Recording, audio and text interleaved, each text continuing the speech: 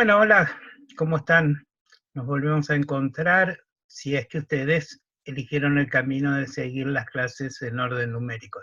Si no, bueno, no nos volvemos a encontrar, sino que nos encontramos por primera vez. En esta clase, cuyo tema es el sistema de educación superior que tenemos actualmente en nuestro país, vamos a utilizar como recurso, en parte, la encuesta de saberes previos que yo les había enviado antes de saber que íbamos a tener que desarrollar la asignatura en su totalidad en forma remota. Y eso nos va a ir permitiendo abordar algunas de las problemáticas. Las que no voy a abordar aquí, porque eso será motivo de la clase por Zoom, son todas las que tienen que ver con el sistema de evaluación y acreditación universitaria. Es decir, yo le había pedido como trabajo virtual previo a todo el tema de la cuarentena que hicieran preguntas acerca de un conjunto de artículos de la Ley de Educación Superior que tienen que ver con la cuestión de la evaluación y la acreditación. Entonces, la primera cuestión que deberíamos considerar es que el sistema de educación superior de la Argentina desde 1995 se estructuró a partir de la aprobación de la Ley de Educación Superior.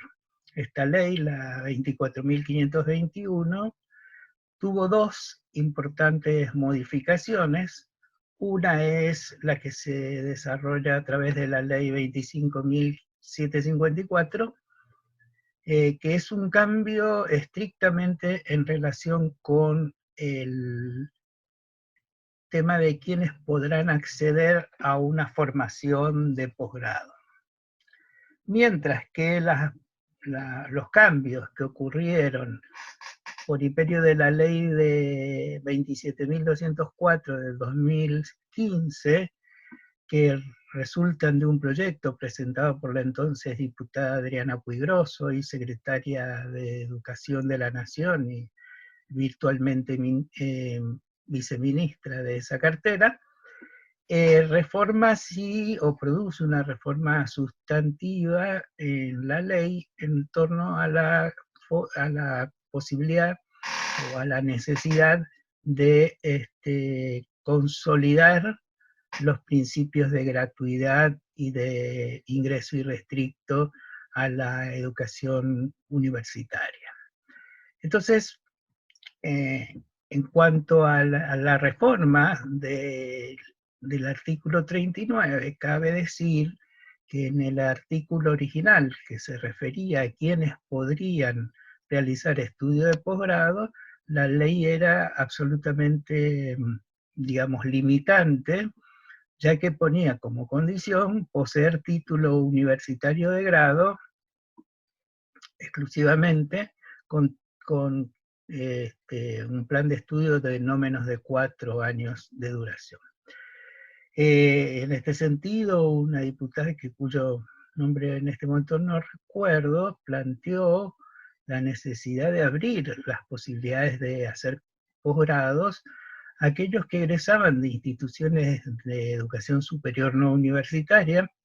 Para quienes tengan duda de qué son las instituciones de educación superior no universitaria, dentro de un rato lo vamos a comentar y lo vamos a explicar, y entonces se amplía a esta posibilidad. Dice, para acceder a la formación de posgrado, el postulante deberá contar con título universitario de grado o del nivel superior no universitario de 4 años de duración como mínimo, y reunir prerequisitos que determine el comité académico o la autoridad equivalente a fin de comprobar que su formación resulte compatible con las exigencias del posgrado al que aspira.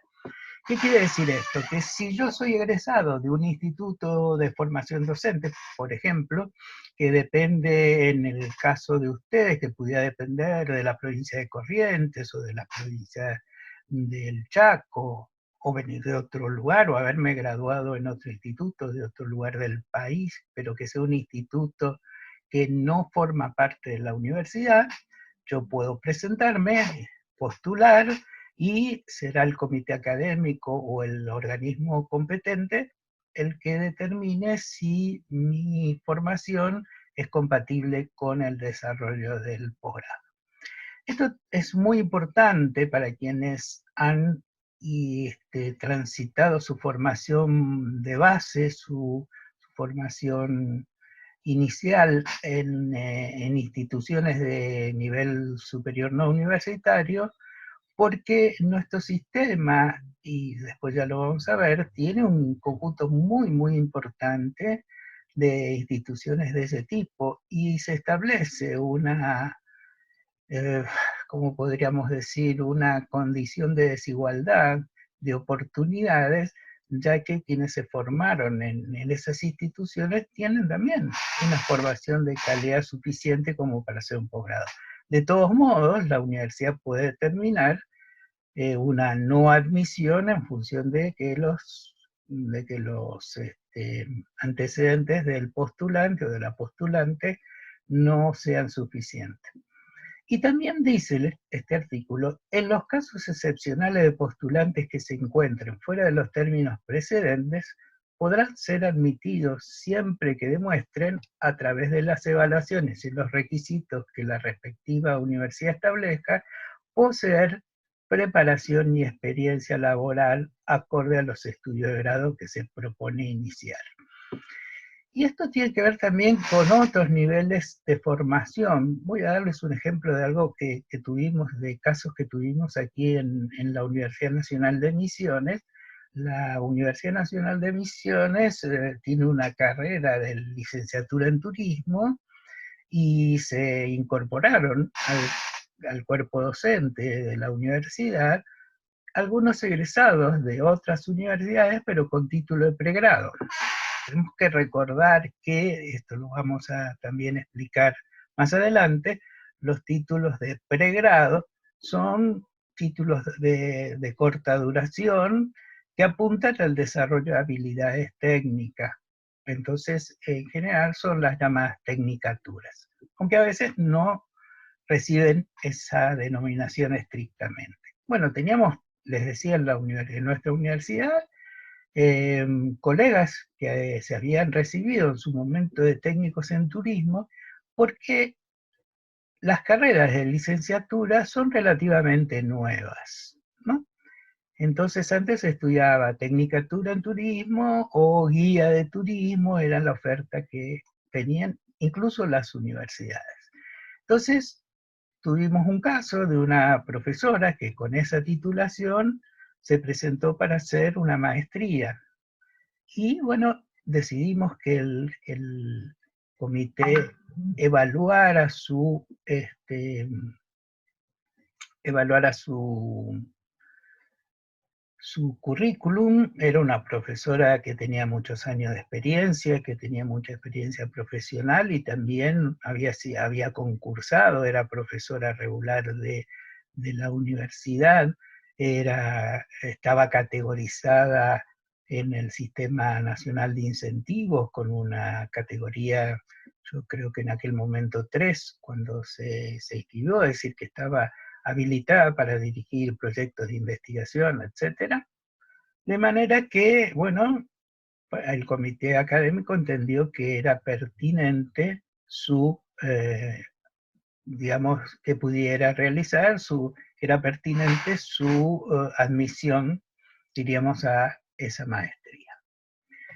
En cuanto a la cuestión de las reformas que propuso Puigros, que son más recientes y que tienen que ver con otras cuestiones, cabe destacar que el tema de la gratuidad y el tema del ingreso irrestricto fueron aprobados por primera vez en el año 1949 a través de 2 decretos del entonces presidente Perón. Quiero mencionar esto, que tal vez ustedes hayan trabajado en el módulo que tiene que ver con historia de las universidades, pero porque es muy frecuente que se le atribuya a la reforma del 18 la cuestión de la gratuidad y del ingreso irrestricto, y eso no es así. Hay un artículo mío publicado en una revista de estudios comparados de educación, que yo les voy a poner en el aula virtual, donde explico precisamente esta equivocación de interpretación histórica en relación a estos dos aspectos. ¿Por qué no fueron planteados en toda esa etapa de ese riquísimo proceso de transformación de la Universidad de Córdoba, que es el que dio lugar a la llamada reforma de 1918? El tema de la gratuidad, porque entonces la universidad era un lugar con un alto grado de elitismo al que podían concurrir los miembros de las clases acomodadas y eventualmente los de una clase media que estaba haciendo grandes esfuerzos para que sus hijos accedieran a títulos universitarios. Pero no estaba planteada para nada el acceso en forma mucho más que tuviera llegada hasta los sectores populares. De manera que no existían entonces ni la necesidad del ingreso irrestricto como una manera de democratización del acceso a la educación superior, ni tampoco tenía sentido el tema de la gratuidad. Tanto es así que en las asambleas previas a la reforma de 1918, el estudiante Gabriel del Mazo, que fue uno de los que luego firman el manifiesto liminar de la reforma universitaria, que es el documento fundacional de esa reforma, había propuesto un sistema de ayudas económicas, que hoy diríamos becas para los estudiantes, y la asamblea los rechazó. Es decir, pero yo creo que hay que ubicarnos para pensar estas cuestiones en el momento histórico o político en el cual estas cuestiones se venían dando. Bueno, esto no es así ya en el periodo más reciente. Y la reforma, la ley, de educación superior aprobada en 1995, era un poco opaca, un poco oscura respecto del tema de la gratuidad y del ingreso irrestricto. Entonces ahora a continuación vamos a ver un video en el cual precisamente se explican estas cuestiones y en qué consistiría la reforma promovida por Adriana Puiggrós, que lo vamos a hacer a partir de una entrevista que le hacen a Adriana en un programa de televisión un tiempo después de que fuera aprobada la ley. Y se aprobó hace muy poquitos días una reforma a la ley, allá estoy, en esa cámara, ahí está, a la ley de educación superior, ahí va, ahí sintonizo. Se aprobó hace poquitos días esta reforma, que es muy importante porque garantiza la gratuidad en la educación superior, en la educación universitaria y el ingreso irrestricto. Ahora, el bloque del PRO votó en contra. Vamos a tratar de entender por qué lo hizo.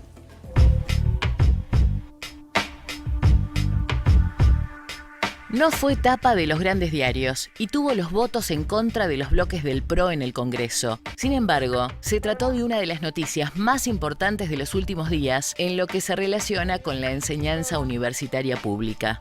A fines de octubre pasado, el Congreso aprobó y la semana pasada el Poder Ejecutivo promulgó una ley que modifica algunas cuestiones fundamentales de la, durante décadas cuestionada, Ley de Educación Superior que sancionó Carlos Menem durante los años 90. Se trata del proyecto de responsabilidad del Estado en la educación superior, que establece taxativamente la gratuidad de los estudios superiores y prohíbe cualquier tarifa directa o indirecta. ¿Qué significa que a partir de ahora en nuestro país la educación superior es considerada un bien público y un derecho humano? ¿Hasta dónde llega la responsabilidad indelegable y principal del Estado respecto de la educación superior que determina la ley? Como en nuestros estudios está la autora del proyecto, se lo vamos a preguntar. Y aquí estamos con la doctora Adriana Puiggrós, que es diputada del Frente para la Victoria, impulsora de esta reforma y una gran pedagoga que, termina ahora su mandato y vuelve a la academia. ¿Qué tal, Adriana? Muchas gracias por venir. No, gracias por invitarme. Bueno, a ver, ¿por qué es tan importante esta reforma que venía, impulsándose, ya tenía media sanción de diputados del año 2013 y finalmente el Senado la convirtió en ley? Sí, siguió su camino natural, o sea que llegó a ser tratada por el Senado simplemente porque siguió el camino, esto lo recalco, porque se ha dicho que fue inventada para la campaña, etcétera. No. Fue presentada en 2011, aprobada en 2013. Y de hecho se hizo una gran consulta en foros universitarios previamente. Se hizo una gran consulta y la modificatoria lo que toca son los puntos nodales de la Ley de Educación Superior que habrá que cambiar, pero que, puesto que es la ley de 1995. Lo último que faltaba, la última ley que faltaba modificar o cambiar del bloque de leyes que estructuran el sistema educativo argentino y que fueron cambiadas por el kirchnerismo, modernizadas, adaptadas para incluir a todos, era justamente la educación superior. Así que con esta modificatoria también ha sido cambiada. Establece, por un lado, la gratuidad. Ahí había un aspecto que abría la posibilidad en la ley del 95 de fijar algún tipo de arancel. Sí, taxativamente está la posibilidad de cobrar tasas o contribuciones y de hecho muchas universidades públicas lo están haciendo. Por eso justamente fue una urgencia de dictar esta ley para que quedara claramente establecido que las universidades públicas, ¿no? Las privadas es otra cosa, no hablamos de las privadas, que las universidades públicas en los estudios de grado no pudieran cobrar arancel, porque en realidad se estaba avanzando con el arancel directo, el arancel encubierto, sobre todo en subsedes de universidades, que son los lugares a donde llega la gente que no puede llegar a la sede de la universidad por razones económicas, porque trabaja, etcétera. ¿Que se están aplicando? No sabía que se estaban aplicando algún tipo de arancel encubierto. En muchos lugares, algunos directos y otros encubiertos, como si fueran viáticos para profesores o matrículas altas o pagar por examen, etcétera. Por eso fue necesario el dictar esta ley que establece taxativamente que no se pueden cobrar aranceles en los estudios de grado. El posgrado es otra cosa. Ahora, el bloque del PRO votó en contra. ¿Cuáles fueron los argumentos?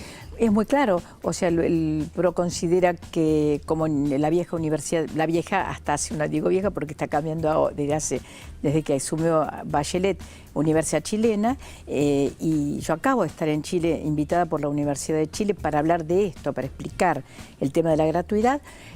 Recordemos que la presidenta Bachelet reasume el gobierno justamente que no se puede reelegir el presidente Piñera por el gran movimiento estudiantil a favor de la gratuidad y en contra del arancel. Claro, que en Chile hay que recordar que las familias se endeudan para poder enviar a sus hijos a la universidad con créditos que terminan de pagar muchos años después. Mira, me impresionó mucho. Yo obviamente conocí el problema, pero en estos días, la semana pasada, contada por la gente que lo atravesó, ¿no? Los protagonistas. O sea, una carrera universitaria cuesta una casa. Entonces hay que elegir al hijo que va a hacer esa carrera universitaria, es decir, vender la casa o tomar un crédito que hay que pagarlo toda la vida. ¿Y son ahora, universidades públicas o son todas privadas? No, hablo de las públicas, hablo de las públicas. Entonces, el cobro del arancel en las universidades públicas, es decir, significó fue una burbuja como la burbuja española con la inmobiliaria que hizo estallar la crisis en España. Esto ocurrió con los créditos en las universidades chilenas. Y el problema es que una vez que se establece el arancel, volver para atrás es muy complicado. Una vez que se establece la privatización, que ese es el otro aspecto que está también en la modificatoria, ¿no?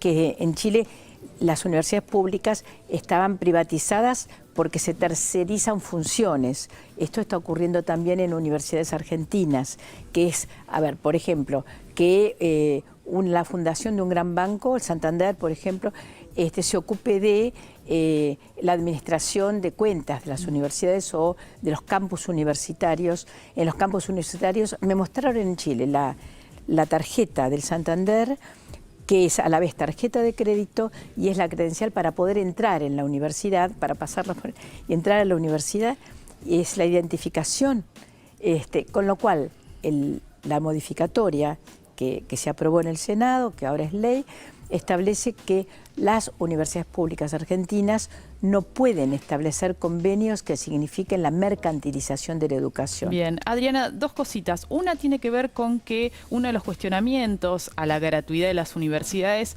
está relacionado con que muchos alumnos que van a colegios privados en el secundario y alumnas, es decir, familias que pueden pagarle un colegio privado bilingüe, después dejan de pagar cuando van a la universidad. Y si eso no es desigual, porque en definitiva las universidades públicas las paga el Estado Nacional, las provincias y la Ciudad de Buenos Aires, es decir, toda la población que tal vez no accede a la universidad está sosteniendo los estudios de esos pocos, porque los que llegan a la universidad por un motivo o por otro y que se reciben es un porcentaje menor, ¿no? Sí, pero esos van a ser los que van a hacer los puentes, los médicos que van a atender en los hospitales, los pedagogos que van a enseñar, son los docentes, es decir, el conjunto, son los químicos, los físicos, es decir, la sociedad necesita, el conjunto de la sociedad que financia las universidades públicas necesita esos profesionales. Y sí, quiero recalcar que el PRO votó en contra de esto, votó en contra en la Cámara de Diputados y votó en contra en el Senado.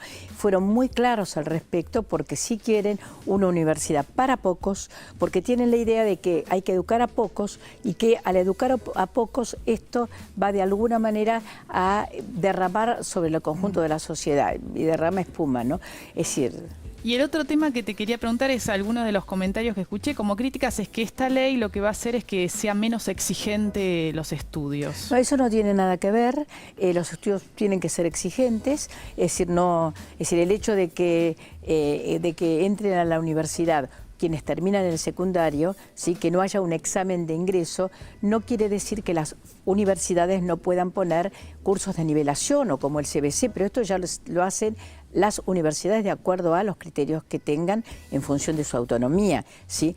Y la exigencia en los estudios, ¿sí?, no quiere decir que no se resuelve diciendo tienen que aprobar tantas materias por año. No, se resuelve enseñando bien y se resuelve en un buen proceso de enseñanza-aprendizaje que tenga en cuenta las características de los alumnos y que tenga en cuenta los requerimientos de las áreas diversas del conocimiento. Y sobre todo, mira, si uno deja de... si uno, en lugar de contarnos la deserción universitaria, que esto es lo que se dice mucho, ¿no? Hay 70% de deserción universitaria. Sí, bueno, los que terminan son un porcentaje menor de los que ingresan, ¿no? Claro. En primer lugar, esto es así en todas partes del mundo, pero la otra cuestión es que lo podemos pensar al revés. Si consideramos que haya títulos intermedios, ¿sí? Es decir, alguien que estudió 2 años, por ejemplo, en la carrera de medicina. Si en lugar de carrera de medicina abrimos el área de ciencias médicas, como tiene la Universidad de La Matanza, por ejemplo, en donde el estudiante puede entrar y hacer una carrera de obstetricia, de enfermería, etcétera. La Argentina Tecnicaturas. Claro, necesita personal paramédico, y lo digo para todas las carreras, no solo para medicina. Entonces, vos vas a tener que habilitar a los 2 títulos. Años... Claro, entonces a los 2 o 3 años tenés a alguien que puede seguir estudiando y llegar al título superior, digamos, pero que no es un desertor. Entonces, en este momento, una economista que trabaja conmigo está haciendo las cuentas y realmente me decía, mirá, me queda 15% de desertores si consideramos las cosas de esta manera. Ahora, si queremos una universidad elitista para pocos, ¿sí?, entonces sí, lo que hay que hacer es poner muchos filtros para que lleguen pocos y al conjunto darle una cultura general, que es lo que propone el PRO. Bueno, Adriana, muchísimas gracias por haberte acercado al Living de Vivo en Argentina para, bueno, analizar esta ley tan importante, esta reforma a la Ley de Educación Superior que se acaba de aprobar. Muchas gracias. Muchas gracias por invitarme. Seguimos ahora con Mavi, con Goico. Soy yo.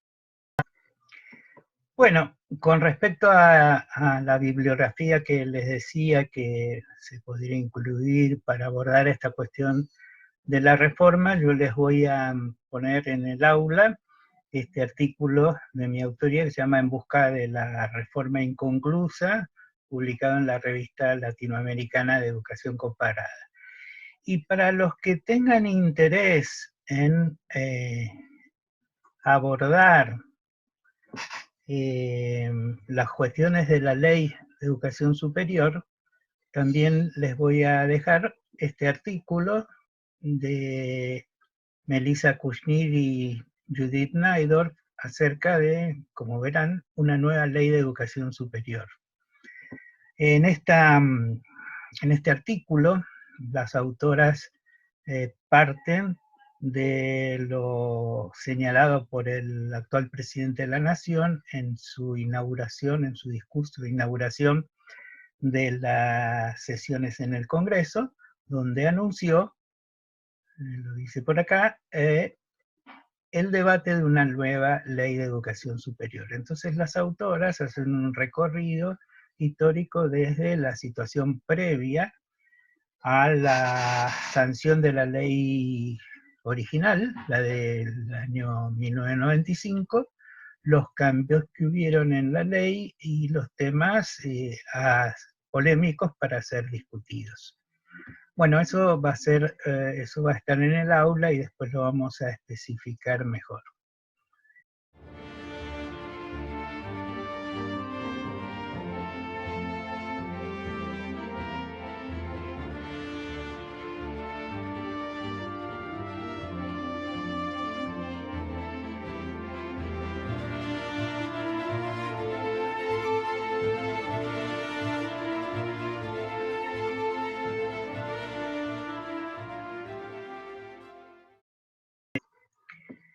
Bueno, ahora vamos a continuar, como les decía, a partir de tomar algunas de las preguntas que ustedes fueron respondiendo en la encuesta de conocimientos previos o de saberes previos acerca de temáticas de esta asignatura, vamos a aprovechar para disparar algunos comentarios y algunas cuestiones.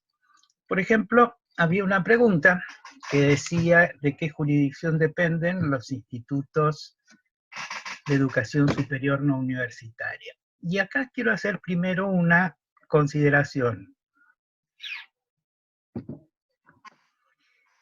Porque solemos decir, incorrectamente, solemos hablar de institutos terciarios y universidades. Y en realidad lo que hay son niveles de educación inicial, primaria, secundaria, terciaria y cuaternaria.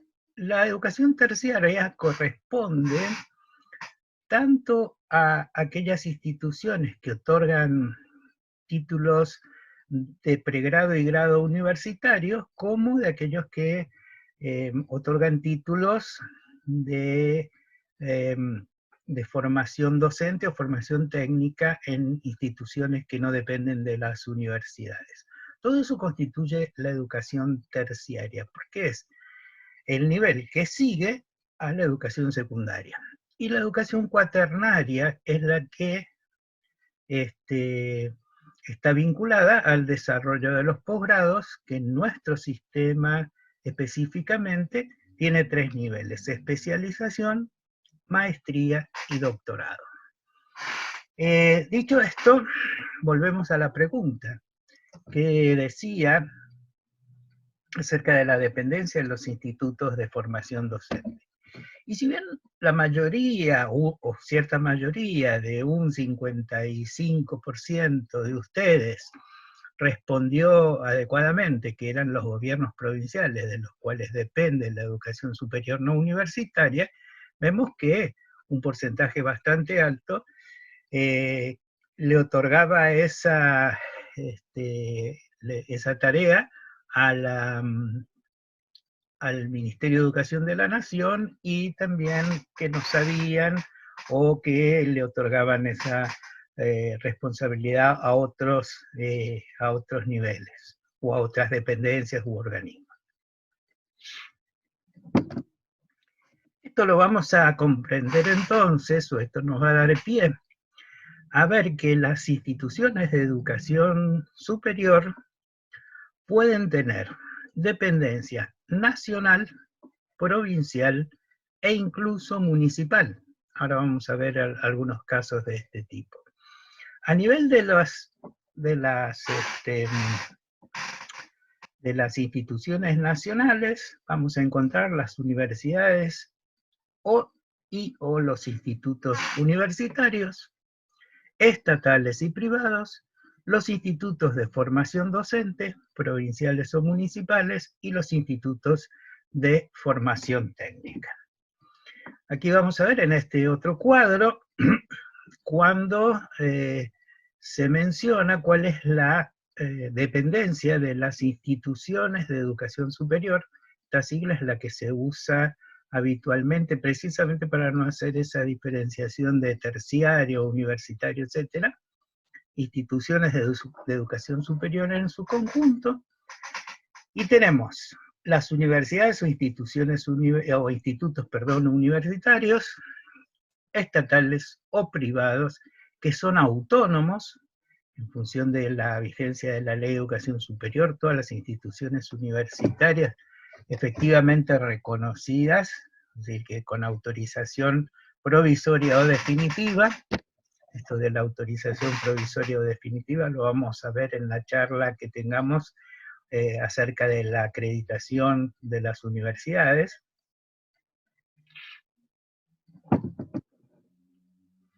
Luego tenemos algunas, que son muy pocas, universidades provinciales, que en ese caso sí dependen de jurisdicciones provinciales. Tenemos, por ejemplo, la Universidad Autónoma de Entre Ríos, o la Universidad Provincial del Sudoeste de la Provincia de Buenos Aires, o la Provincial de Córdoba. Estas dependen de los gobiernos de cada una de las provincias, o sea, Entre Ríos, Buenos Aires y Córdoba. Pero se regulan por las mismas condiciones que las universidades nacionales, y sus títulos tienen la misma validez y deben hacer el mismo circuito para su aprobación que el que tienen que hacer las universidades nacionales. Luego tenemos los institutos de formación docente a nivel provincial, y también existen a nivel provincial tanto privados como estatales, y a nivel municipal, aquí menciono un caso de una institución muy reconocida en el campo de la música, que es el Instituto de Música de la Municipalidad de Avellaneda, la provincia de Buenos Aires. Es un ejemplo de instituciones municipales que desarrollan actividades de educación superior. No son tantas, la mayor cantidad estarían aquí, en este grupo de, o mejor dicho, aquí, en este cuadrado, podríamos decir, que son los institutos de formación docente y los institutos de formación técnica, que dependen mayoritariamente de las jurisdicciones provinciales, siendo estatales o privados. Habrán visto en los cuadros anteriores algo que decía acerca de universidades o institutos universitarios. Bueno, había una pregunta, que era esta, la 8, que decía, ¿es lo mismo una universidad pública que un instituto universitario? En realidad, no lo hice con esa intención, pero debo reconocer que es una pregunta un poquito tramposa, porque, aunque ustedes casi el 89% dijo que no son lo mismo, y tienen razón, si hubieran contestado que sí, también tendrían razón en parte, porque lo que ocurre es lo siguiente: un instituto universitario, a diferencia de una universidad, es que nuclea sus actividades de formación, investigación y extensión en torno a un solo campo disciplinar, mientras que las universidades desarrollan su actividad, su oferta académica, de grado y de posgrado, la investigación, la extensión, pero en relación con distintos campos disciplinares. Por ejemplo, existe en la Argentina una institución que se llama iSalud, que es una institución de formación en el campo de la salud, exclusivamente, y por eso es un instituto universitario. Están institutos universitarios, por ejemplo, de las Fuerzas Armadas, Está el Instituto Universitario del Ejército, el de la Gendarmería, etcétera, que también están focalizados en un campo disciplinar específico. Por eso se llaman institutos universitarios. Si una institución que nace y es creada y aprobada como instituto universitario decide luego ampliar sus actividades a un conjunto de campos disciplinares mayores, pueden las universidades, pueden esas instituciones, quiero decir, solicitar su transformación en universidad. Un caso que tenemos aquí en la región es el caso de un instituto universitario llamado Gastón Dacharí, en la ciudad de Posadas, con algunas sedes en el interior de la provincia de Misiones, que se había generado como un instituto que trabajaba sobre el campo disciplinar de la administración y de los sistemas informáticos. Luego fue incorporando otros campos disciplinares y solicitó el cambio de denominación. Hoy se llama Universidad Gastón Dacharí, y porque el Ministerio así lo autorizó. El Ministerio de Educación de la Nación, que es el que corresponde, ante el cual se debe solicitar este cambio. Otra cuestión que estaría vinculada a lo que veníamos desarrollando recién tiene que ver con la pregunta: ¿qué tipo de carreras pueden desarrollar las instituciones de educación superior no universitarias? Acá algunos de ustedes pusieron formación docente, y eso está muy bien. También un porcentaje importante marcó formación técnica, y eso está muy bien. Un 15,6% puso formación de grado, y eso no es correcto. Y otros pusieron de posgrado, y tampoco lo es, porque las carreras que pueden, digamos, desarrollar esas instituciones son la formación docente y la formación técnica exclusivamente. Bien, acá tenemos un poco esto que veníamos diciendo recién de las distintas de los distintos tipos de titulaciones que pueden otorgar los distintos tipos de instituciones. Estoy un poquito complicado con los géneros. Me sale los cuando es las, y me sale las cuando es los, y a las instituciones con el lenguaje inclusivo todavía no se le dice les, así que seguiremos diciéndolo de este modo. Bueno, como ustedes pueden ver, aquí se habla de carreras de pregrado, en el caso de las universidades, que son las tecnicaturas, como yo dije anteriormente, o sea, carreras de más o menos de 3 años de duración. Después, al final de esta exposición, vamos a ver qué cantidad de horas plan deben tener cada una. Las carreras de grado, por ejemplo, qué sé yo, la carrera de grado en nuestro caso puede ser la de abogado, médico, profesor.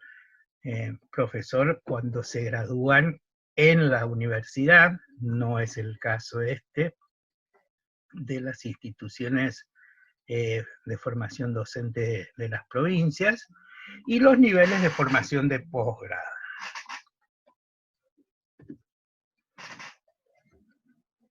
Entonces acá tenemos algunos ejemplos de esas titulaciones, como decía recién. Pregrado, que puede ser técnico en, no sé, técnico en, bueno, técnico en turismo, técnico agropecuario, etcétera. Siempre estamos hablando de carreras que son a continuación de la educación secundaria y que se desarrollan en las universidades. Carreras de grado decíamos, licenciado, profesor, abogado, médico, etcétera. Carreras de posgrado, especialista, magíster y doctor, que son los 3 niveles que existen en nuestra formación de grado. Y acá quiero hacer una aclaración que probablemente para muchos de ustedes no sea en absoluto novedosa, que tiene que ver con el título de doctor. Como ustedes saben, en varias profesiones, algunos graduados universitarios, en el caso de los abogados o los médicos, utilizan la denominación de doctor para referirse a sí mismos o para que otros se refieran a ellos. En realidad, estas son cosas que se lograron mediante leyes, algunas provinciales y otras nacionales, previas a cuando se formalizó el sistema de educación cuaternaria o de educación superior en nuestro país, y entonces quedó eso autorizado, aunque si uno mira los títulos va a encontrar que no dice doctor en el caso del abogado o del médico, sino que dice abogado o médico. Bueno, esta es una pequeña nota al pie, pero para tenerla en cuenta. Y luego vamos a entrar en un tema que es bastante polémico, yo diría, que es el caso de los postítulos, y que probablemente haya llevado a algunos de ustedes a marcar que las instituciones de educación superior no universitarias pueden desarrollar carreras de posgrado. Y eso es porque hay una confusión respecto de qué es un postítulo, qué es una postitulación. Los postítulos surgen cuando se realiza digamos, en la época del menemismo, se reforma la ley de educación y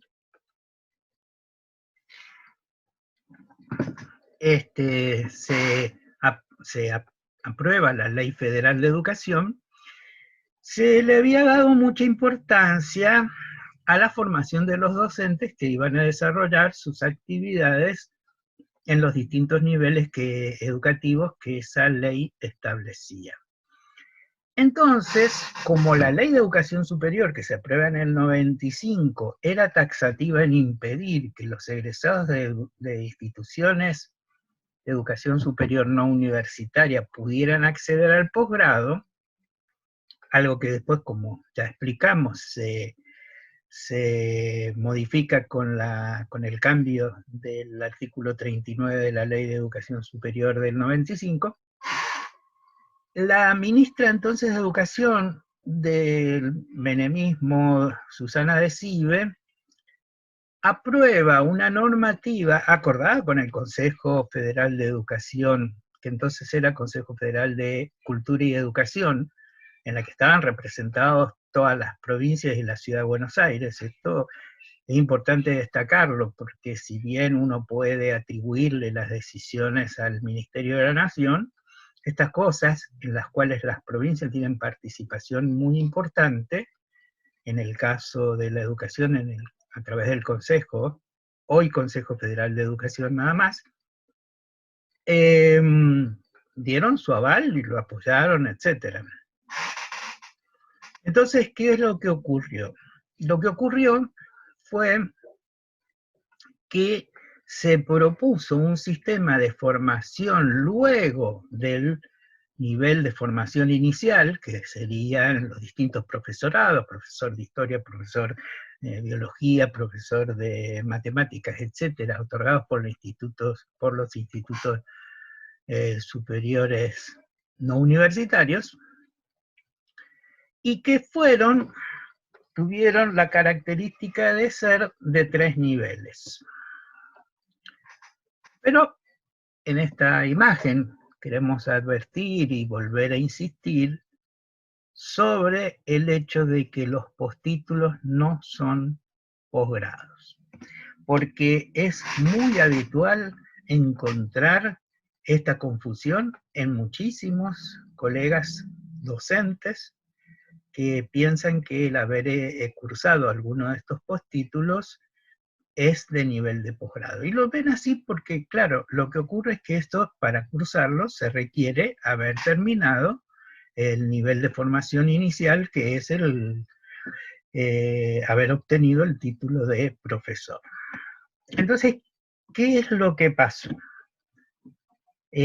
Durante la época del menemismo se aprueba una normativa que establece que va a haber 3 posibilidades de postítulo: actualización académica, especialización superior y diplomatura superior, que serán certificados por las provincias, en cada uno de sus casos, conforme las instituciones que los desarrollen.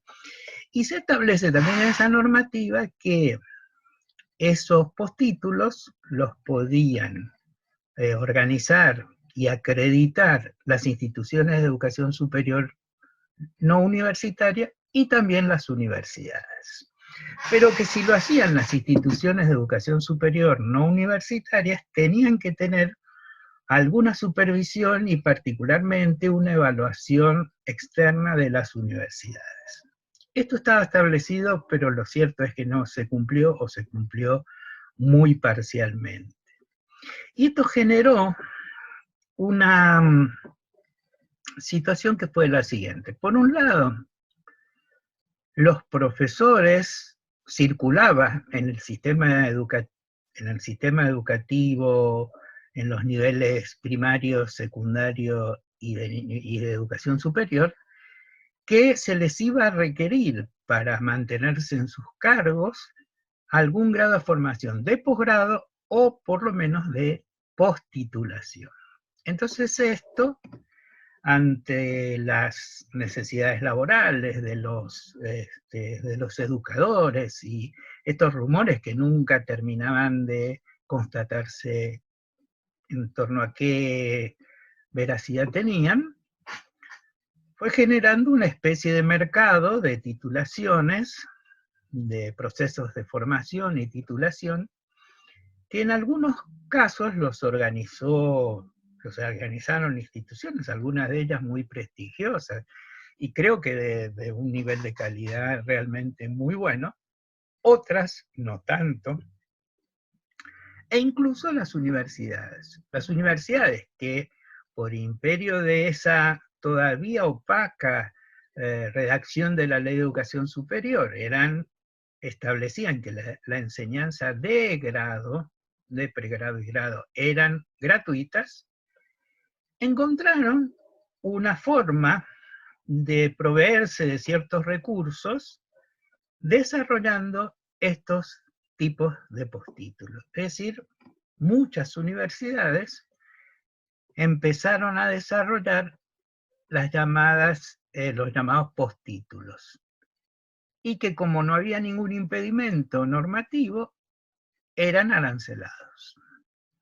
El tema es que nunca se dejaba claro, por lo menos en una cantidad muy importante de casos, que no se estaba otorgando un título de posgrado. Entonces yo creo que esto es todo un problema que luego, cuando se aprueba el artículo 39, que a mi modo de ver hubiera sido el camino más adecuado, es decir, no generar este sistema paralelo, pero que no tiene el mismo nivel de acreditación, permitiendo a los profesores egresados de los institutos no universitarios hacer carreras de posgrado. Pero ¿qué es lo que pasó? Hasta que se reforma la Ley de Educación Superior, este sistema estaba muy desarrollado, había mucha gente que había obtenido sus certificados, y por lo tanto era muy difícil ir en contra de, digamos, de derechos ya obtenidos previamente. Entonces, lo que se hizo a nivel del Ministerio de Educación Nacional fue una normativa que intentó corregir esta cuestión.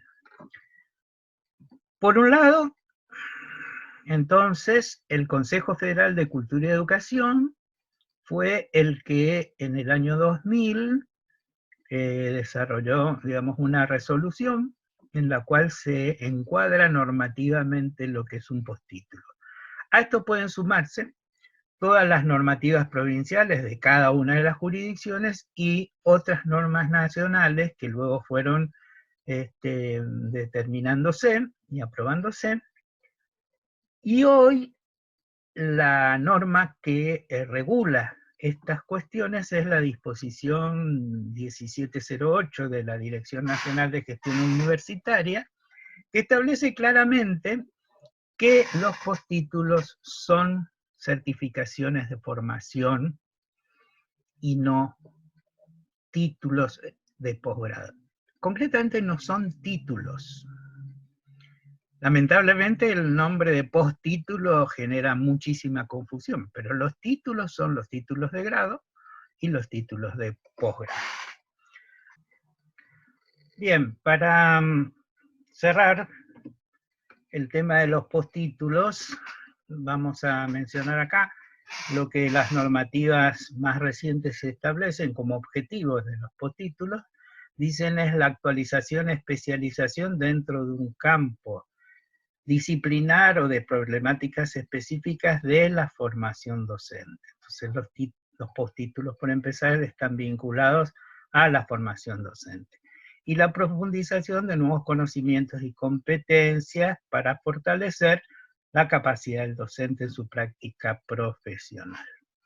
Esto es lo que estrictamente significan los postítulos. Ahora, para sumar a la confusión general, cuando se armaron los 3 tipos de postítulos, uno de ellos se llama especialización. Y al mismo tiempo, como ustedes saben, los 3 tipos de carreras de posgrado son especialización, maestría y doctorado. Entonces, a mucha gente se les complica todavía más el comprender esto, porque dicen, en realidad yo estoy haciendo una especialización. Ahora ustedes piensen que si muchos de ustedes no tenían demasiado claro esto, ¿qué pasa con aquellos que no frecuentan el nivel superior de la enseñanza o en las universidades? Dicen, por ejemplo, aparece una universidad organizando un postítulo que da la certificación de especialista superior en XX cosa. Entonces, la persona, sin conocer demasiado, lo que hace es decir, bueno, yo estoy haciendo un posgrado en la universidad, yo estoy haciendo una especialización. Y se encuentra con otro que está haciendo una especialización como esta que están haciendo ustedes, y le dice, pero no es lo mismo, porque no es lo mismo en términos de muchas cuestiones. La primera, yo diría, es que, bueno, es la duración, son los requisitos previos, son las exigencias para, digamos, para con los profesores, el nivel de los profesores en términos formales. Por ahí hay gente, yo nunca voy a dejar de decir que hay mucha gente que por ahí a nivel de sus acreditaciones, de sus certificaciones, tienen un excelente nivel de formación, pero desde lo formal carecen de las acreditaciones. Entonces, bueno, hay un organismo del cual nosotros vamos a hablar mucho en la clase por Zoom, que es la CONEAU, la Comisión Nacional de Evaluación y Acreditación Universitaria, que debe acreditar cada una de las carreras de especialización. Mientras que una especialización superior como nivel de postítulo lo puede aprobar una jurisdicción o lo puede aprobar una universidad, pero sin mayor paso que una aprobación por parte de su consejo directivo si se trata de una universidad pública, y de sus directivos si se trata de una universidad privada. Entonces, obviamente que los niveles son bastante diferentes. Por lo tanto, la verdad es que si no existiera el problema de los derechos adquiridos, todo este sistema debería haberse borrado de cuajo y haber dejado el sistema universitario de posgrado como único sistema de formación posterior a la formación inicial, y luego directamente la posibilidad de que los egresados de las instituciones no universitarias accedan a estos posgrados, como lo establece ahora la reforma del artículo 39 de la Ley de Educación Superior. Bueno, dicho esto, vamos a pasar a un tema que es más o menos para que se pueda comprender un poco la estructura de las titulaciones en función de la duración de las carreras, tanto en términos de cantidad de años como de horas mínimas de desarrollo. Bueno, las normativas actualmente vigentes dicen que una carrera de pregrado, tecnicaturas como decíamos en general, son, y acá voy a hacer una salvedad, en realidad hay algunas carreras que no tienen el nombre de tecnicatura, voy a dar algunos casos, pero son, por la cantidad de horas y por la cantidad de años, son carreras de pregrado. Pongámosle, por ejemplo, la carrera de guía de turismo, pongámosle, por ejemplo, la carrera de periodista. Creo, pero no estoy seguro, así que lo voy a dejar con un signo de interrogación, la de instrumentador quirúrgico, creo que es una carrera también de tecnicatura que no otorga un título que dice técnico en, pero en ese caso me voy a reservar la duda. Entonces, una carrera de pregrado debe tener una duración no menor de 2 años y no menor de 1.600 horas reloj de clase. Y como dice mínima, puede tener más. Lo que pasa es que hay que encontrar también una cantidad que sea razonable respecto de los distintos niveles que siguen en la educación superior, porque como vemos después, una carrera de grado debe tener una duración no inferior a 4 años y 2.600 horas de cursado. Entonces, imagínense que si a alguien se le ocurriera hacer una carrera de pregrado con 3 años de duración y 2.400 horas de duración, estaría prácticamente en un nivel casi de carrera de grado. Entonces no tendría sentido estructurar una carrera de pregrado de esa manera. Entonces vuelvo. Carrera de grado, duración no inferior a 4 años, 2.600 horas reloj. Y ahora aparece otra modalidad, perdón, vamos a volver, otra modalidad que son las carreras de complementación curricular o también llamadas carreras de articulación. Estas carreras tienen la siguiente característica. También surgieron en un momento donde se buscaba que los docentes de los niveles primario y medio, e incluso superior no universitario, tuvieran estudios con nivel de graduación de carreras de grado universitarias. Entonces, ¿qué se dijo? Bueno, pero toda esta gente que hizo un recorrido importante de su formación, aunque no lo haya hecho en la universidad, aunque la cantidad de horas sea menor a lo requerido, podría sumar a su formación un trayecto formativo que, sumando ambas cosas, es decir, su formación de pregrado o su formación en educación superior no universitaria, etcétera, le permitirá alcanzar un título de grado. A eso se lo llamó carreras de complementación curricular, porque la idea es que complementan, o de articulación, porque lo que hacen es, de alguna manera, ensamblar dos niveles de formación diferentes. Entonces, Las carreras de complementación curricular surgen de la suma de la carrera previa, es decir, de la cantidad de horas de la carrera previa, más la carga propia específica de la carrera de complementación. Y con eso deberían llegar a las 2.600 horas como mínimo, que es lo que se establece para una carrera de grado universitario. En este sentido, también hay que hacer algunas consideraciones. Mucha gente,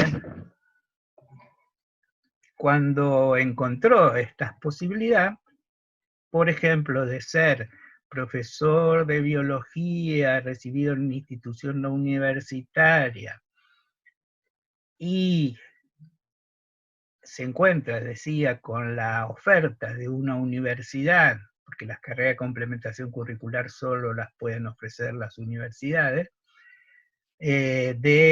por ejemplo, licenciado en biología,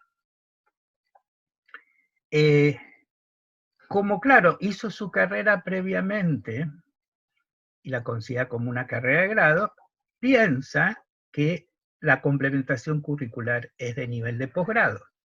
Pero no es así, porque lo que en realidad otorga la carrera de complementación curricular es un título de grado universitario. Entonces, yo puedo ser profesor de biología, egresado de una institución superior no universitaria, y luego acceder al título de licenciado en biología en una universidad pública o privada. Esto también fue muy promocionado por muchas universidades públicas y privadas, porque algunas entendían que como esto se trataba de una formación posterior al grado que estos interesados tuvieran, podían ser aranceladas. Me refiero en el caso de la universidad pública, porque en el caso de las privadas toda la oferta puede ser arancelada. Entonces, bueno, muchas universidades encontraron esta otra vía de acceder a un financiamiento adicional. No es casual, para nada, no es casual que todas estas acciones sospechadas de incumplimiento de la gratuidad de la enseñanza, como el desarrollo de postítulos por parte de las universidades públicas o el desarrollo de carrera de complementación curricular por las universidades públicas, que fueron o son, porque existen en muchas todavía aranceladas, tienen que ver con un momento del desarrollo del sistema universitario, que son los años 90, con la presidencia de Carlos Menem, en la cual primero había reducciones importantes en el presupuesto universitario y se alentaban las universidades a captar recursos adicionales, e incluso hubo, aunque no se pudo llegar a implementar por el rechazo de las universidades, la idea de que cuando se distribuyera el presupuesto universitario, aquellas universidades que tuvieran más capacidad para generar recursos propios son los que se logran a través de distintas acciones por fuera del presupuesto que le otorga el Estado a la universidad. Después vamos a hablar un poquitito del presupuesto. Entonces, se premiaba a las universidades para que buscaran fuera fuentes alternativas de financiamiento. Y algunas encontraron, porque para no todas es tan sencillo encontrar fuente de financiamiento. Es decir, las carreras tecnológicas, las ingenierías a veces pueden participar en proyectos de desarrollo tecnológico vinculados a empresas y poder de ese modo incorporar a veces fuentes de financiamiento muy importantes. Pero las carreras, por ejemplo, de ciencias sociales, donde los destinatarios posibles mayormente son poblaciones que a veces son más pobres o de lejos más pobres que las universidades, difícilmente puedan lograr una fuente de financiamiento adicional para sostener su funcionamiento. Entonces, estas fueron algunas de las estrategias que algunas universidades públicas utilizaron para lograr esto. Bueno, luego tenemos el nivel de los posgrados, en cuanto a duración de las carreras. Las carreras de especialización establecen la normativa vigente, tendrán un mínimo de 360 horas de reloj, sin sumar las dedicadas al trabajo final, e incluirán horas de formación práctica, dice la normativa.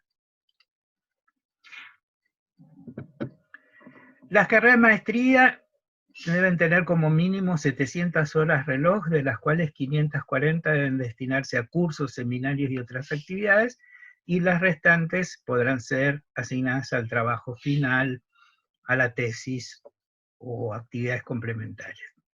Y las carreras de doctorado solamente se establece en la normativa actual que serán determinadas por cada institución.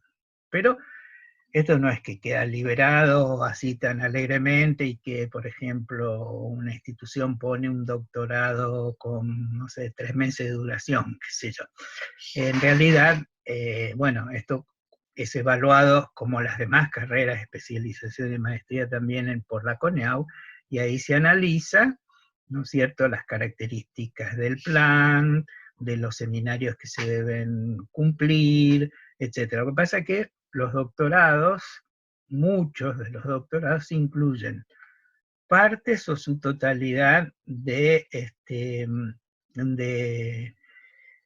actividad académica personalizada u optativa. Entonces, bueno, hay que hacer una cantidad de asignaturas de tal línea de temáticas y de esta otra, pero no la totalidad, etcétera, etcétera. Así que en este sentido los doctorados son sustantivamente más flexibles que las maestrías. Voy a pasar a otras preguntas que estaban en el cuestionario de saberes previos, y hacer algunas respuestas a esas preguntas. Por ejemplo, acá decía la primera pregunta: ¿qué organismos deben expedirse para que un cambio de plan de estudios tenga validez en una universidad pública?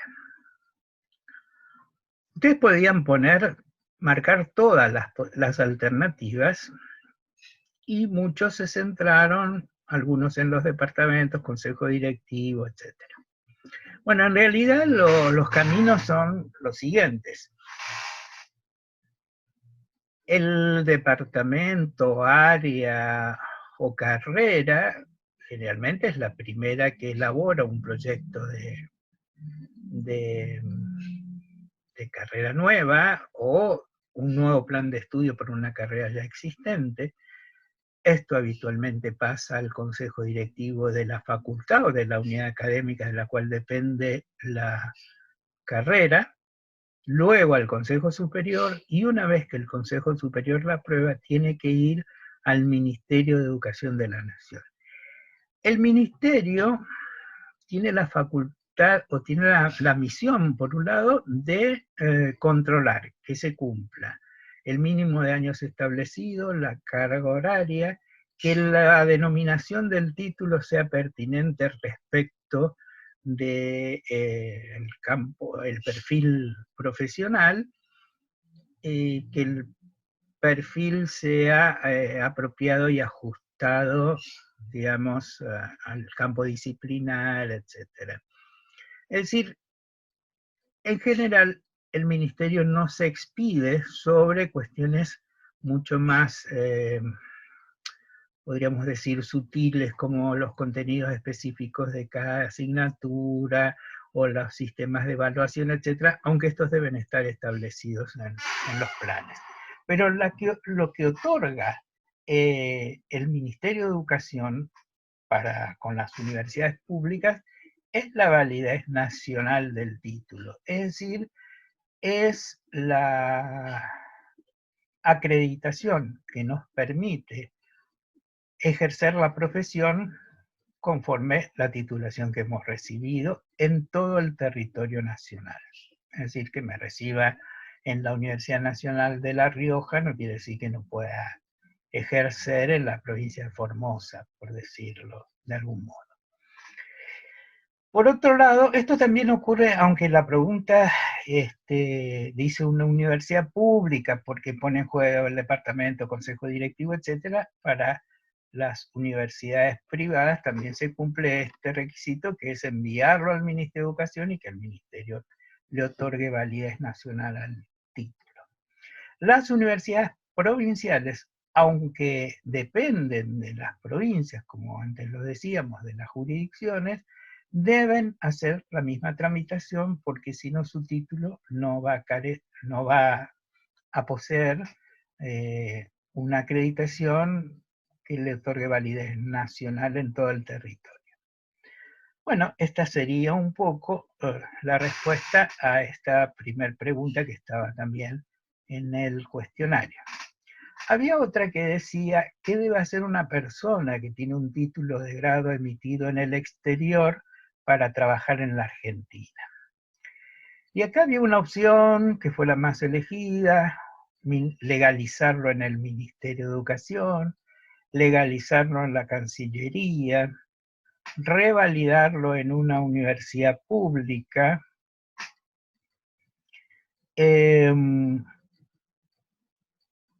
etcétera. Y acá tenemos que hacer, me detuve porque estoy viendo que dice universidad pública 2 veces, acá tendría que revisar el cuestionario. Pero vamos a suponer que estaba mal y que estaríamos sumando todos los que pusieron universidad pública, fue casi un 12% más un 25%, sería un 37%. Pero la respuesta correcta es esto, la reválida. Para ejercer la profesión, y en este sentido estamos hablando de títulos de grado, porque los títulos de posgrado, con excepción de unos pocos, que ahora voy a explicar cuáles son, o de qué se trata en realidad, son los títulos de grado los que nos permiten ejercer nuestra profesión en el campo en el cual nos formamos, es decir, como ingenieros agrónomos, como médicos, como enfermeros, como biólogos, etc. Los títulos de posgrado lo que tienen es un nivel académico, de profundización del conocimiento. Es decir, que se supone que hoy por hoy el doctor es aquel que reúne un nivel importante, tal vez uno de los más importantes en el campo de conocimiento. Y digo hoy por hoy porque ya, como ustedes saben, ha empezado a surgir un nivel mayor de profundización de conocimiento que son los postdoctorados. Pero, bueno, son esos es esa la cuestión como está planteada hoy por hoy. Entonces, el título de especialista, el título de magíster o el título de doctor no reemplazan a los efectos del ejercicio de la profesión la ausencia de un título de grado. Es decir, que yo podría cursar vamos a suponer lo siguiente, a ver, yo puedo ser licenciado en trabajo social y puedo cursar una especialización en Derecho de la Infancia. Y sería interesante, es decir, que un trabajador social pudiera tener esa formación. Y si la carrera está pensada con un nivel de amplitud, yo podría ser admitido, pero yo no por más que fuera una carrera de derecho, no podría ejercer el derecho como lo hace un abogado, aunque fuera en esa franja específica y puntual de del derecho de la niñez. Para que se entienda bien esta diferencia entre qué me habilita para el ejercicio de las profesiones y qué no. Yo dije igual que había unos casos muy puntuales y específicos que tienen que ver con especializaciones que en algún momento gestionaron la prerrogativa de ser las que regulaban el acceso a determinados campos del conocimiento. Por ejemplo, en un momento se aprobó una ley que establecía que la higiene y seguridad del trabajo eran, es decir, los profesionales que iban a ejercer esa profesión debían ser especialistas en higiene y seguridad. Título de posgrado. Luego, en el tiempo y en el marco más generalizado del sistema de educación superior, lo que ocurrió fue que empezaron a aparecer carreras de grado, de licenciado, por ejemplo, en higiene y seguridad. Entonces hoy esa prerrogativa ya no existe. Pero son algunos casos muy, muy específicos y que ya bastante anacrónicos han empezado a desaparecer. Si no, la titulación para el ejercicio de una profesión es el título de grado. Ahora, ¿qué pasa si yo vengo de otro país, me gradué en ese otro país y quiero trabajar en la Argentina? Tengo que revalidar el título. ¿Qué quiere decir revalidar? Pues quiere decir que yo tengo que traer mi título con todas las legalizaciones necesarias, con todos los programas de las asignaturas, la resolución del plan de estudio, etcétera, presentarme a una universidad pública nacional exclusivamente. Las revalidas no las puede hacer la universidad privada, y esto es porque se supone que podría ser riesgoso que se revaliden títulos por intereses meramente económicos, y entonces así está pautado. Y entonces tengo que entregar todo eso, la universidad, y tiene que ser, perdón, falta un elemento muy importante, que tiene que tratarse de una universidad que otorgue el título que yo pretendo alcanzar. Es decir, la Universidad Nacional de Misiones, a la que yo pertenezco, no tiene carrera de abogacía. Por lo tanto, alguien que quisiera revalidar su título de abogado no podría hacerlo en nuestra universidad. Sí lo podría hacer aquí en la UNE, porque sí tiene carrera de Derecho. Entonces, tiene que traer todo eso, pagar un arancel que suele ser bastante elevado. ¿Y qué hace la universidad que recibe la documentación? La envía al área que corresponda, se comparan el plan de estudio, los contenidos de las materias y demás, y se puede rechazar la reválida, porque la diferencia entre planes y contenidos de las materias y demás es diametralmente opuesta, o bien puede suceder que se apruebe una reválida parcial y se diga, bueno, a ver, por ejemplo, en el caso de Derecho van a tener que hacer Derecho Constitucional porque el que cursaron en otro país no corresponde a nuestra Constitución, y van a tener que ver tal y tal y tal otra cosa. Es decir, que pueden determinar las universidades que para revalidar, según cada caso específico, tengan que hacer determinadas asignaturas, o a veces no la totalidad de las asignaturas, pero sí una parte de ellas, ¿no? Contenidos de alguna de las asignaturas. Una vez, o bien puede pasar que las universidades digan, bueno, está muy bien, está perfecto, es compatible, y se aprueba la reválida.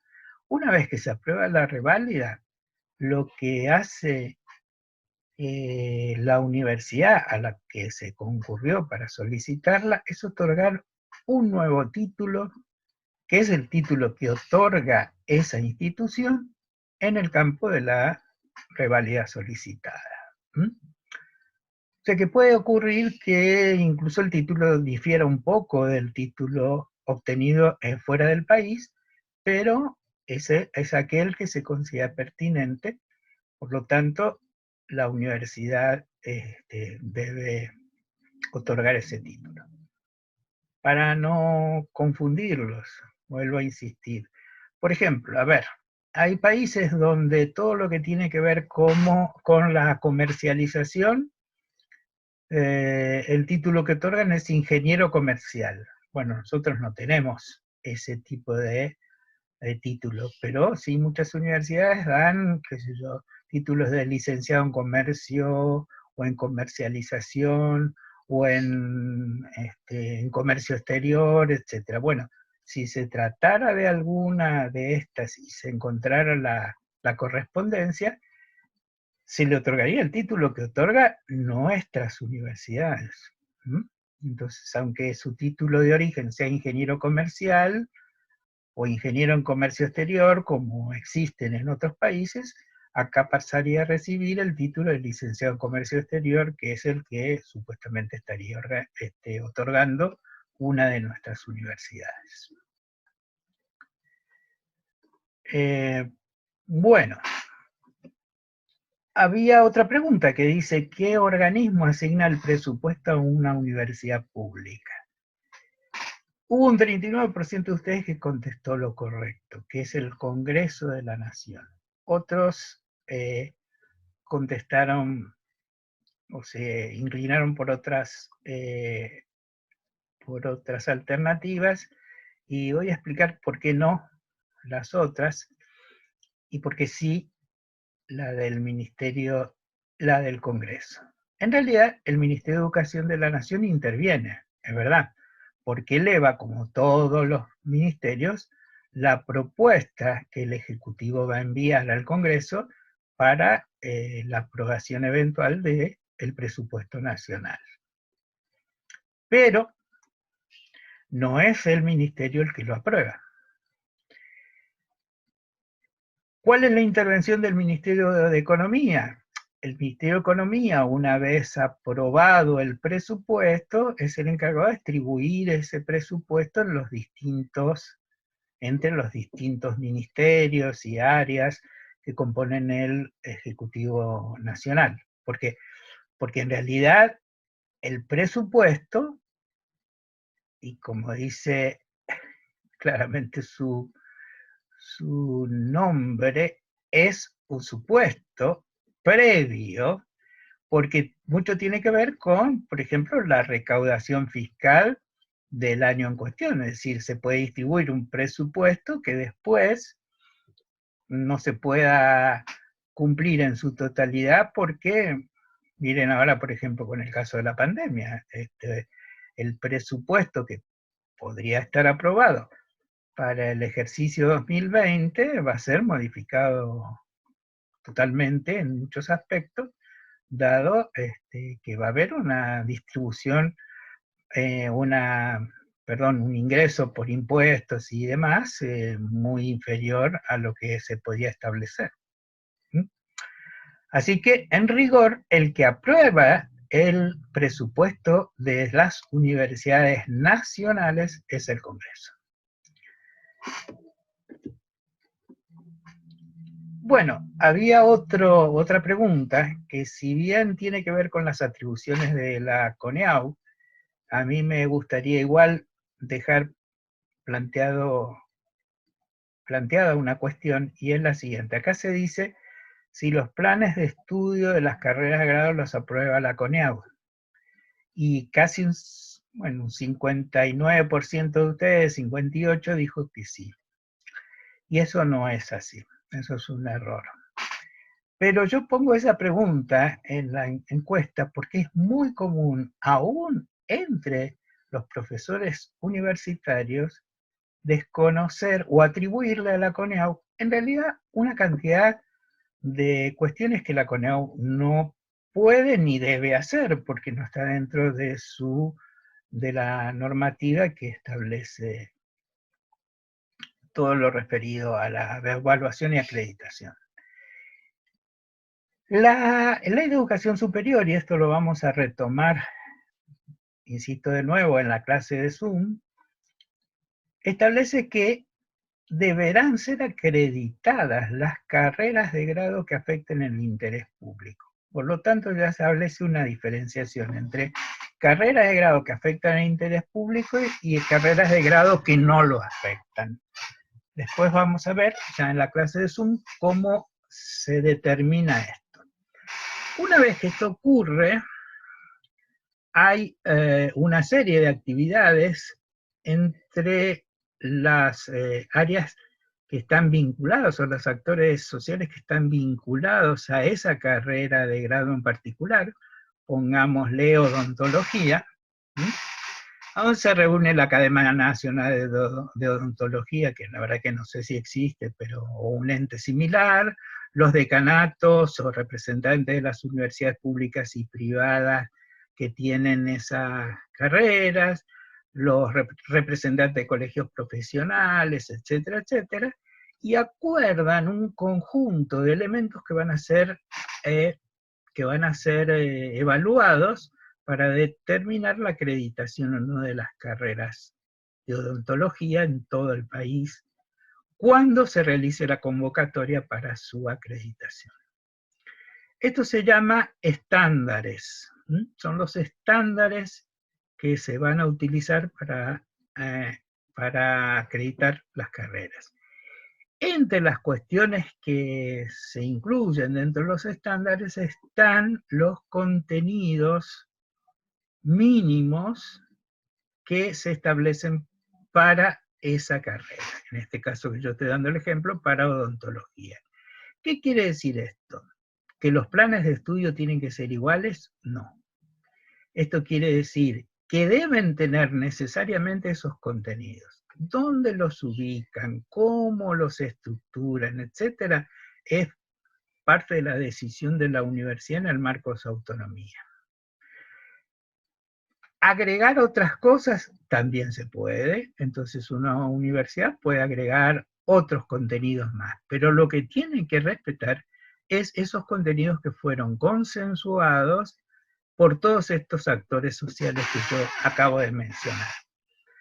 Por lo tanto, cuando se convoca a una acreditación de carreras, que esto sí lo hace la CONEAU, es ahí donde la CONEAU forma comités de pares, que son profesores y especialistas de esa carrera, en el caso de odontología, bueno, odontólogos,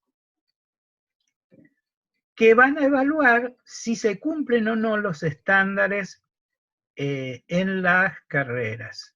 Los estándares no son solamente contenidos, los estándares son la cantidad de horas de intensidad práctica profesional en las carreras, las condiciones en las que se desarrollan las carreras, pongámosle, qué sé yo, desde infraestructura, telecomunicaciones, la formación de los profesores, bueno, toda una gama importante que ya vamos a considerar, insisto una vez más, cuando tengamos la clase por Zoom, que tiene que ver con evaluación y acreditación, y la elegí esa temática justamente por toda la complejidad que tiene esto.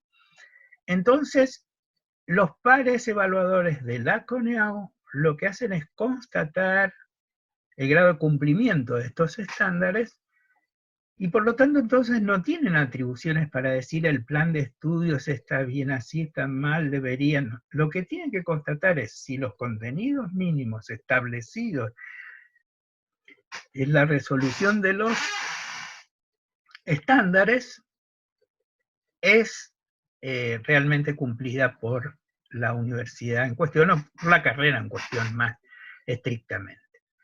por lo tanto, quienes pensaban que sí la CONIAU aprueba los planes de estudio, van a tener que tener en cuenta que no es así y van a tener que ahora asociar con esa pregunta en la cual se decía que es el Ministerio de Educación finalmente el que aprueba los planes de estudio. Bueno, con estas consideraciones estuvimos analizando fundamentalmente las características del sistema de educación superior en nuestro país.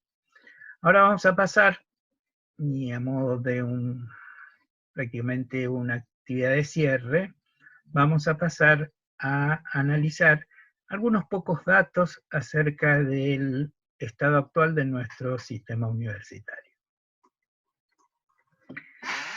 Bueno, ahora como para ir cerrando esta clase acerca del sistema de educación superior, les voy a plantear recorrer unos pocos datos acerca de cómo está actualmente, aunque no tan actualmente, porque son números oficiales del año 2016, las estadísticas universitarias tuvieron un retraso considerable en el último periodo, y bueno, ahora supongo que además con el tema de la pandemia y lo demás estará un poco demorado también. Si ustedes tienen interés en datos estadísticos del sistema universitario, pueden buscar en Google esta dirección, que es Estadísticas Universitarias, Ministerio de Educación, gov con B corta ar, o directamente googlear Estadísticas Universitarias, y se van a encontrar con esta página que tiene una serie de datos. Por ejemplo, datos generales del sistema universitario, cantidad de instituciones de educación superior, el listado de las instituciones, la distribución geográfica, etc. O pueden entrar a estadísticas y ahí encontrar, bueno, estadísticas de la población estudiantil, de las carreras, del personal no docente, docente y de gestión, y etcétera, etcétera. Es decir, es una página interesante, sobre todo para quienes quieran hacer estudios de cara a la gestión universitaria o algún proyecto universitario de investigación o de extensión, o algún trabajo final de la especialización, o alguna tesis que tenga que ver con cuestiones del sistema universitario. Esta es la página oficial, y aquí están los números oficiales que surgen de una serie de sistemas que el Estado ha generado a lo largo del tiempo para, bueno, ustedes quizás conozcan, los que están en las universidades públicas, el sistema, por ejemplo, Guaraní.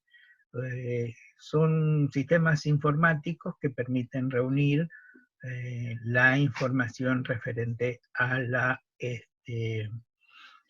las estadísticas universitarias. Tomando esas referencias, yo les voy a presentar 4 o 5 números relevantes para que podamos tener una idea más apropiada del sistema de educación superior en términos cuantitativos. Bueno, mirando entonces algunos números de las estadísticas oficiales, vamos a ver que en términos de instituciones, la cantidad de instituciones que hoy conforman, o que a 2016 conformaban el sistema universitario, no recuerdo en este momento si hay nuevas universidades incorporadas al sistema, eran 66 instituciones públicas, o universidades, o institutos universitarios públicos, dentro de los públicos nacionales o provinciales, dependiente del Estado Nacional o de las provincias, 63 universidades privadas, una extranjera, que es la Universidad de Bolonia, que solo desarrolla actividades de posgrado, y una facultad internacional, y digo facultad en el sentido de que si bien para nosotros podría ser una universidad o un instituto universitario, su denominación es Facultad Latinoamericana de Ciencias Sociales, que es una iniciativa de un conjunto de países latinoamericanos que constituyeron unidades académicas de posgrado en varios lugares de Latinoamérica. Está la FLACSO, Facultad Latinoamericana de Ciencias Sociales de México, de Chile, de Brasil y también de Argentina, cuyo lugar digamos, su lugar de residencia, por decirlo de algún modo, el lugar donde está instalada es la ciudad de Buenos Aires. Si ustedes miran acá, y sumáramos la Universidad de Bolonia, que es estatal, pero a los efectos de nuestras regulaciones funciona como si fuera privada, y la internacional, prácticamente estaríamos en una proporción de 50% de públicas y el 50% de privadas. Sin embargo, después vamos a ver que cuando comparamos la cantidad de estudiantes que forman parte de la matrícula de las distintas universidades, esta proporción se rompe absolutamente en detrimento de las universidades privadas. Ahora vamos a ver, no sé por qué motivo está pasando que... Bien. Vamos a ver entonces la distribución del total de estudiantes del sistema universitario, que en el año 2016 alcanzaba a 2.100.000 y pico de estudiantes, y que según la distribución entre carreras de pregrado y grado y de posgrado, alcanzaba a 160.000, un poco más de 160.000 estudiantes de posgrado y 1.939.000 de grado y pregrado. Es decir, que la relación entre grado y posgrado, o grado-pregrado para ser más estrictos, y posgrado, es del 78 al 22%.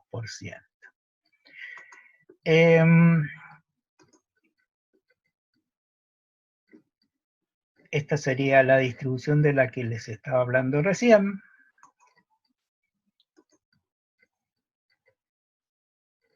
Pero cuando miramos, por ejemplo, la cantidad de estudiantes según el tipo de institución en el nivel de posgrado, nos encontramos que la diferencia es de un 76% para las universidades públicas y un 24% para las privadas.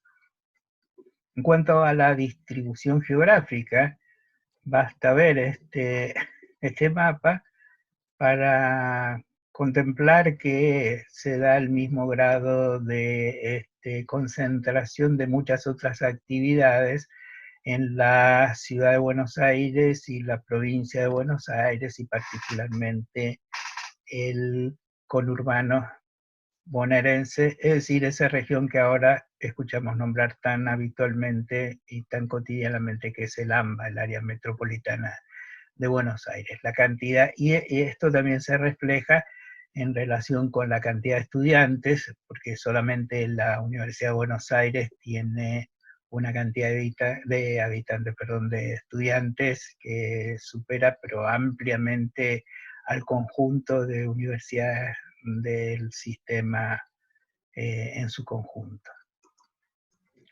Bueno, con esto terminamos esta segunda clase en formato de disertación, que se torna para mí realmente compleja, porque me resulta difícil no poder establecer un diálogo, un ida y vuelta entre, bueno, lo que yo voy presentando y lo que pueden ser las situaciones, digamos, los intereses emergentes que pudieran surgir a partir de un diálogo simultáneo, pero bueno, la situación sanitaria en nuestro país nos obliga a mantener vínculos mediados por las tecnologías o vínculos remotos a través de otros recursos, de manera tal que, bueno, esta es la forma en que hemos podido intentar transmitir algunos conocimientos acerca de ciertas temáticas,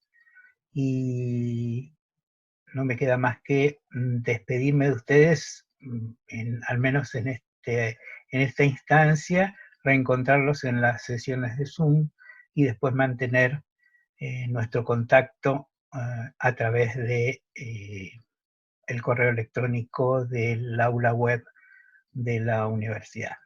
Bueno, cuídense mucho, tengan en cuenta que estamos muy complicados con la cuestión sanitaria, los que viven en el Chaco especialmente, así que solo me queda mandarles un fuerte abrazo, desearles que estén bien y bueno, en algún momento tal vez podamos conocernos en forma más directa.